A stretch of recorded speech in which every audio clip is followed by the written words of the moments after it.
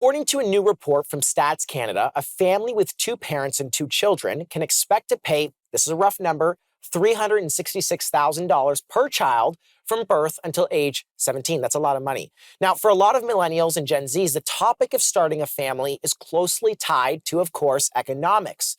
So the question of it can be done on a single income is a significant debate. Can it be? Can we have, ladies, can we have a child and raise a family on one income? How realistic is that? What do we think?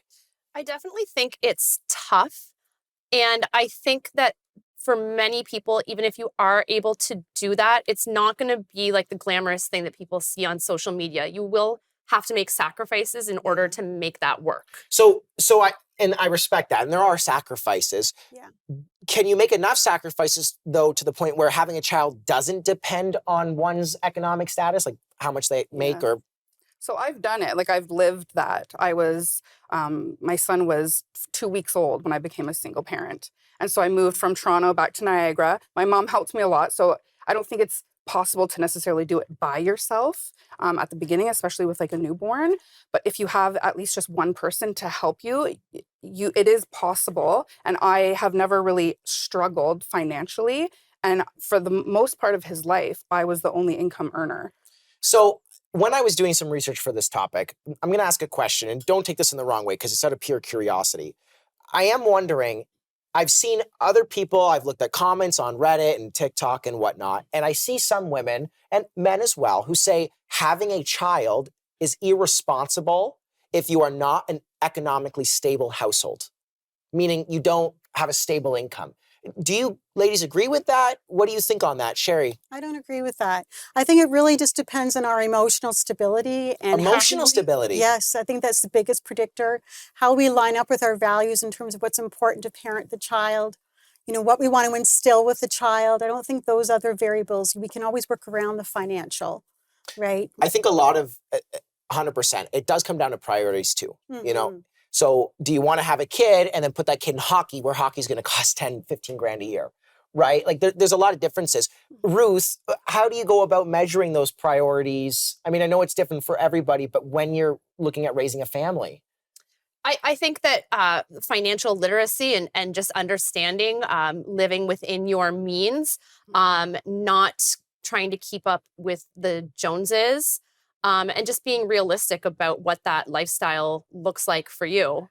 Like Paige, so when you were raising your son, can I ask you, what did you notice that sacrifices you had to make in order to raise him in the best possible way for yourself? Yeah, so I knew right away that career for me, so I had him, I was a makeup artist while I had him, and so I took some time off, and then I knew already that once he was old enough and I could get either him in daycare or in school, that I was going to pursue my career.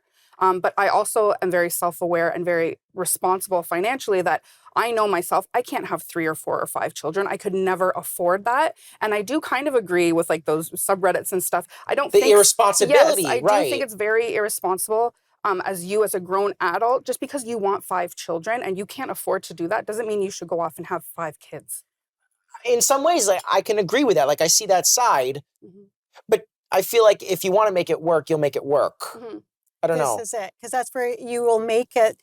You will make it work if you really, really want to. And I was thinking on the way here, I was thinking about, there's so many stories of people who were born into difficult circumstances who went on to really excel. And I think, so should they? So true. Should they have not been born? Or Scarlett Johansson, Oprah, like there's so many. All kinds of people. So I think that putting those kind of limitations on who should and who shouldn't procreate is really dangerous.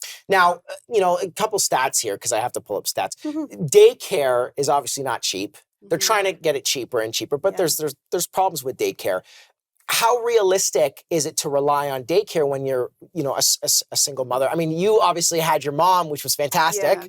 We love moms. But how realistic is it for somebody to rely on the daycare aspect? I know you can speak on this from experience. Yeah, I do. And I have friends who have children and who have become single parents. And I'm fortunate because I own my company and I determine how much I make. But there are single parents out there who are making minimum wage. And it doesn't make sense for them to go to work because their whole paycheck is going to pay for daycare. So that's where it becomes very difficult. And I was fortunate not to experience that. But I know it's near impossible for most people. Yeah.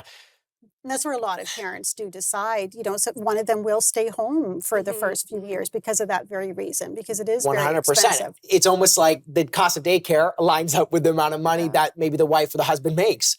Okay, when we come back, are women facing a double set of expectations? This could be from society, men, etc. Let's get into it. I'ma rule the world, yeah.